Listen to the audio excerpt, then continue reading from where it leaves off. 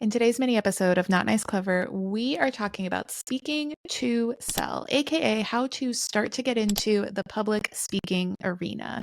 We're going to share a couple, easy tips that you can implement immediately upon watching or listening to this podcast that can help start to get your name in the game as far as garnering public speaking opportunities, whether that's in the form of hosting events, being on a panel, doing a workshop, a webinar.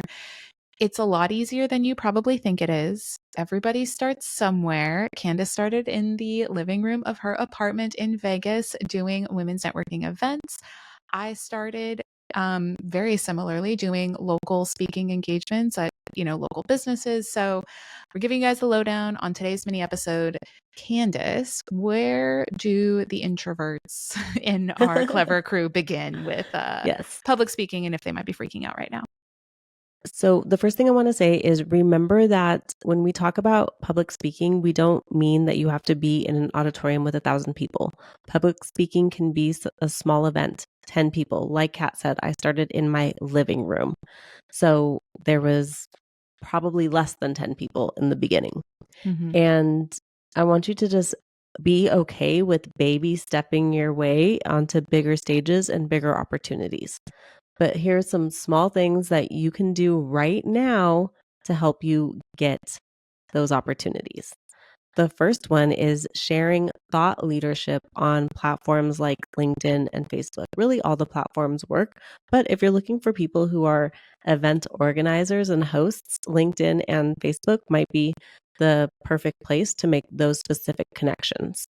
So, what is thought leadership, Kat? Why don't you break that down for people? Yeah, this is such a buzzwordy term now, but essentially it really just means you've got an opinion, you have a perspective on something, right? You have a thought on a trend or an event or a strategy, and you are documenting it on paper or with a typewriter. Wow, did not mean to age myself there, just in a moment. And you're sharing it publicly, right? You are Yeah. leading by example in sharing your thoughts and your perspective online. You have a point of view, so to speak. So it's not this like big, crazy, nebulous thing. That's really all it is at the end of the That's day. it. That's it. And I try to remind myself of this often. That doesn't have to be this like crazy idea. Mel Robbins got famous for her 5, 4, 3, 2, 1 method. You know what that is, Kat? No, you've told me, but Okay. I forgot. I deleted Yes. it from my So brain. I'm sorry. basically, like one of the things she's known for is for, I think she was really struggling getting out of bed. Okay. And so she made this rule for herself that she would just count down. And when she got to 1, she would get out of bed. So 5, 4, 3, 2, 1, Boom. get out of bed. That's it. That's the whole strategy, Kay. She wrote it in a book and she's now famous, and that's part of the reason. Mm-hmm. And so whatever it is that you want to share, like the 3 tips to do something or your own perspective or thoughts on someone else's strategies even Mm-hmm. can be thought leadership, and you don't have to go so deep, and it doesn't have to be like something no one's ever heard of before. Yeah. That's it. That's it. 5, 4, 3, 2, 1. Just do it. That's her strategy. It's crazy. And it worked. Good for her. We love that. We love Mel. Okay. Next. Network and offer your time, right, in exchange, for exposure to new audiences, new groups, by finding somebody within your industry who regularly hosts events. Yes. So for example, for Candace and I, right? She'd look in and around San Diego. I would look in and around Washington, D.C., soon to be Philly. Surprise, I'm moving, guys. Not sure when this episode's going to air, but we'll find out. You heard it first here, Clever Crew. And we would find somebody who regularly hosts marketing meetups or, branding seminars, right? Maybe it'd be at a local university or a local, business owners organization, whatever it might be. And we would go to them and we would say, hey, I'm an expert in XYZ. I would love to be able to contribute and provide value with my experience and my insights and my strategies for free at your next event, as a part of this panel. Yes. And It's easy, just making the ask. And honestly, Candace, have you ever been turned down when you've offered your services for free in this way? For free? No, like, they'll always find Never, somewhere to guys. put me, right? Like, whether it's like, "Oh, our panel's full, but how about you do this?" Or, "How about next month?" Whatever, yes. Done. No, people are not turning you down, Mm-mm. but here's another reason why, though. They're not turning me down because if they're looking on my Instagram or they're looking on my LinkedIn, like, I also have a running track record, or like Roy Vaden likes to say, like, the digitization of my reputation, my personal brand is showing in all of the different things that I'm doing. And Mm-hmm. they see me with reputable people within the industry that I'm trying to be in front of. So then there's that transferable trust. So if you aren't showing up anywhere and you don't have that track record of success that's easy for them to see, it's going to be a little bit more challenging for them to be able to say yes to you because they might not have that trust. Mm-hmm. So that's why we want you to develop your thought leadership so that the ask is much easier and people will easily say yes to you. Um, I wanted to talk about how you find people who host events. Mm. This might be a little bit old school, but you can go on Eventbrite or Facebook events and you can see what events are hosted, like those monthly events. That's kind of what I'm talking about, right? If you're in Yeah. real estate, there's agents and lenders who host monthly events. You want to go to those, go to that series, and hopefully you connect with people. Then you send a thank you note and say, "Oh my gosh, thank you so much for having me. This was awesome." Guess what? You're the only person that sent a thank you note. So now you stand out immediately. Mm-hmm. And then you're like, "Hey, if you ever need someone," and you let them know what it is that you do and that you're an expert in, I would love to be able to support. I would love to be on a panel. I would love to, you know, whatever it is that you do. Mm-hmm. And you're more likely going to make that connection because you've already been to that event. So you're not like a stranger. You've already thanked them and you're letting them know what you can do in the future. Yep. Winning trifecta right there.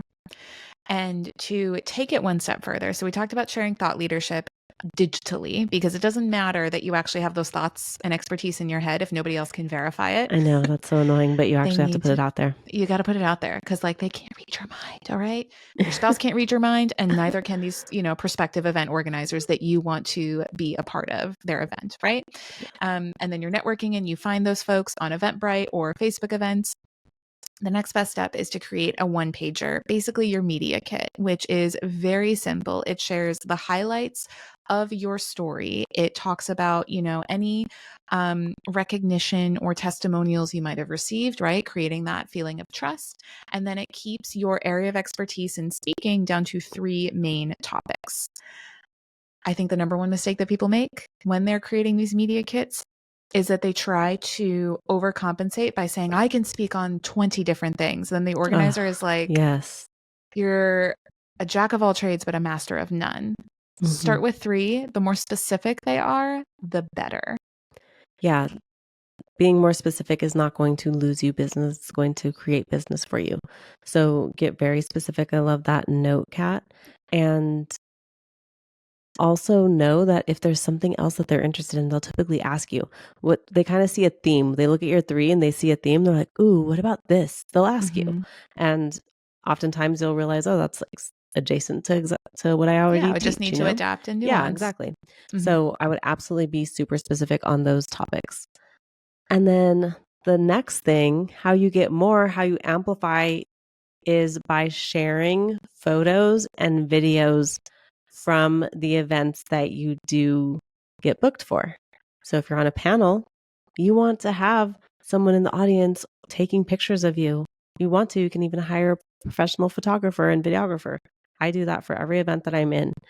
I have a videographer or photographer at the event so that I can share because typically at that event I will book my next events. Mm-hmm. And then after the event, I'll use the footage to convince other people that they should have me too. It's like this positive spiral, right? You want people Hmm. to know you as being available and an expert in something to be hired and sought out for these events. You need to show them that you are already doing it. It is a form of manifesting and like also marketing. But like Candace said, like you don't have to hire a professional photographer or videographer. The first event that I spoke at, I had my friend in the audience recording on her iPhone, and I used that and chopped it up into like this mini little sizzle that made it look so much cooler than it actually was. Yeah. It still was super cool, but that was like my first, sizzle or whatever piece of content from me doing a breakout session. Yep. It There was you go. easy. And you don't have to hire a whole team to help you with this right now. That comes with time. In my living room, I don't even think I thought of taking pictures. That came later, right? Um, so start small, be okay with baby stepping, but also know that this isn't hard and it's not rocket science. It's literally just asking and being prepared. Take the legwork out of it for the event host. Make it really clear on what you talk about.